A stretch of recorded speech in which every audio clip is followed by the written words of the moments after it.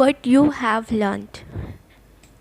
आज हम रिवीजन करेंगे हमारे लेसन 17 का कि हमने पूरे इस चैप्टर में क्या क्या पढ़ा एंड किन किन चीज़ों से हम फैमिलियर हुए।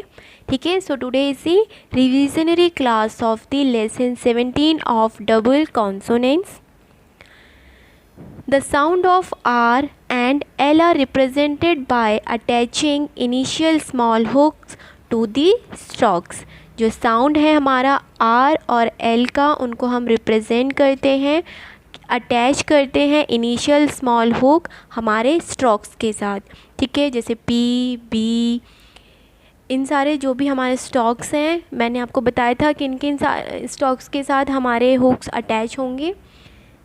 ठीक है, तो उनके साथ हम R और L का हुक अटैच करते हैं ताकि वो साउंड को रिप्रेजेंट कर पाएँ R और L की हमारे शॉर्ट हैंड राइटिंग में. Clear? With straight strokes the R and L hook are written in the left and right motion respectively, whereas when coming with curve stalks, R hook is written inside the curve stalks. जब हम straight stock के साथ लिखते हैं R और L hook को, तो ये किस मोशन में लिखे जाते हैं? लेफ़्ट एंड राइट मोशन में. ठीक है, जो R है वो क्लॉकवाइज मोशन में लिखा जाता है एंड जो L है वो एंटी क्लॉकवाइज मोशन में लिखा जाता है. ठीक है, जो हुक अटैच होगा हमारे L का हमारे स्टॉक के साथ, वो एंटी क्लॉकवाइज मोशन में होगा, मीन्स लेफ़्ट मोशन में. एंड जो हमारा R का हुक अटैच होगा हमारे स्टॉक्स के साथ, वो क्लॉकवाइज मोशन में अटैच होगा, मीन्स राइट मोशन में. ठीक है, जब R हुक हमारा कर्व स्टॉक्स के साथ लिखा जाता है तो हम उसको कर्व के इनसाइड हम उसको लिखते हैं. ठीक है, and L hook when joined to curve stroke is enlarged. और जब हमारा L हुक कर्व स्टॉक के साथ अटैच होता है तो हम उसको बिग हुक के फॉर्म में अटैच करते हैं, बड़ा करके. ठीक है, in comparison to our R hook. जो R हुक है वो हम इसको नॉर्मल पोजीशन पे ही अटैच करेंगे जैसे हम बाकी और हुक्स को कर रहे हैं R हुक को. बट जो हमारा L हुक होगा वो हमारा कर्व स्टॉक के साथ, सिर्फ कर्व स्टॉक के साथ, वो थोड़ा बड़े उसमें हम उसको एनलार्ज करके अटैच करेंगे. Both the R and the L hook are written first, but they will be read just after the consonant to which these are attached. ये जो दोनों हुक हैं हमारे R और L हुक, ये लिखे तो पहले जाएंगे बट ये रीड किए जाएंगे हमारे कॉन्सोनेंट के बाद, उस स्ट्रोक के बाद जिसके साथ हम इसको अटैच कर रहे हैं.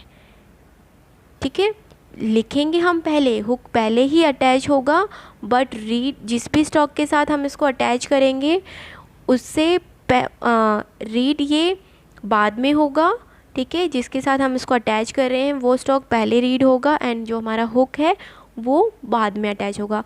सपोज़ हमने एग्जाम्पल किया था प्ले का. ठीक है, प्ले में जो PL है, ठीक है, PL आ रहा है तो L जो हुक है वो पहले लगेगा एंड P बाद में हम लिखेंगे, बट रीड पहले हमारा कॉन्सोनेंट ही किया जाएगा एंड उसके बाद हमारा हुक रीड किया जाएगा हमारे कॉन्सोनेंट के साथ. Wherever convenient, these hooks can also be written middle. जहाँ पर भी कन्वीनियंटली ये जॉइन हो रहे हैं तो ये जो हुक है ये इनको हम मिडल में भी लिखते हैं, मिडल में भी लिखे जाते हैं. Double consonant SHR is written in downward direction and the double consonant SHL is written in the upward direction. जहाँ पर भी कन्वीनियंटली हमारे हुक्स जॉइन हो जाएं तो हम उनको मिडल में भी जॉइन करते हैं. Clear?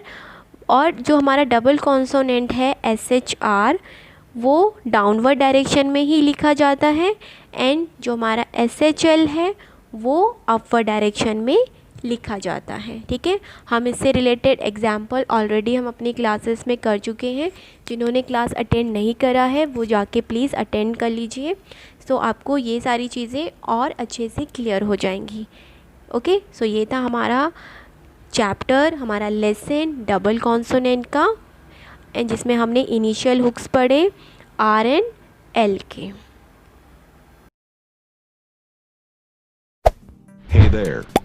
Subscribe to my channel. And also press this bell icon.